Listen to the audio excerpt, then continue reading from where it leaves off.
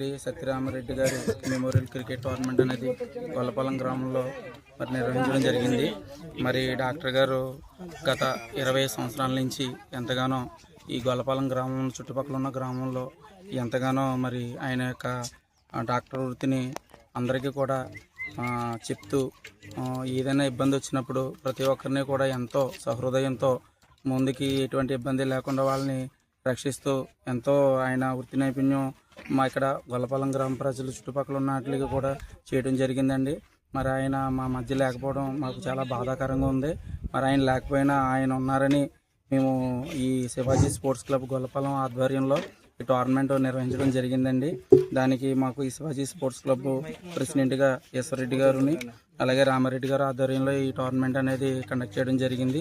దగ్గరగా మనకి 5 మండలాల నుంచి అంటే కాజులూరు, కరప, పెద్దపూడి, రామచంద్రపురం, తాళరేవు మండలాల నుంచి దగ్గరగా మనకి 32 టీములు రావడం జరిగిందండి. ఈ 32 టీములకి మనం ఈ ఆదివారం నుంచి మ్యాచ్ స్టార్ట్ చేయడం జరిగింది.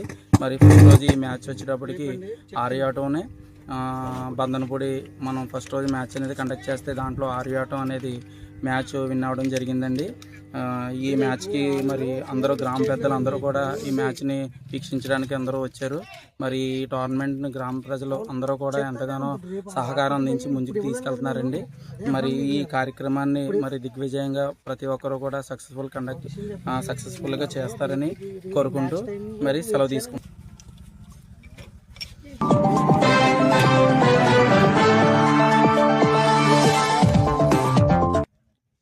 సరే పొద్దున్నే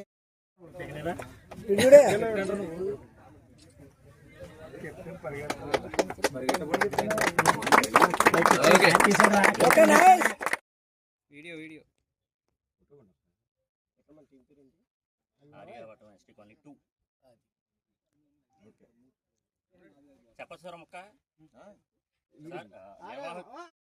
సత్యరెడ్డి మెమోరియల్ టోర్నమెంట్లో first match Bandhanapudi versus Aryavatam Vijay 11 team నుంచి మాకు మ్యాచ్ పడిందండి.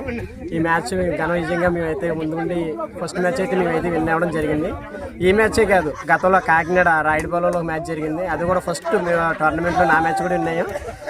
తర్వాత గొల్లపాలెంలో ఇది మూడోది, సంక్రాంతి కోటి. మొత్తం ఇలాగ ఫస్ట్ మ్యాచ్లు ఏవైతే ఉన్నాయో ఇవి విన్ అవ్వడం కూడా మా విజయ్ 11కి ఒక మంచి స్ఫూర్తినిస్తుంది. ఇదే రకంగా ముందుండి రానున్న రోజుల్లో ఇంకా ముందుండి ప్రోత్సహించడానికి గట్టి పోటీ ఇవ్వడానికి ప్రయత్నిస్తాం. తర్వాత ఇంకా దేవుడి ఆశీస్సులతో ఇలా ముందుకెళ్తుంటాం. Thank you sir.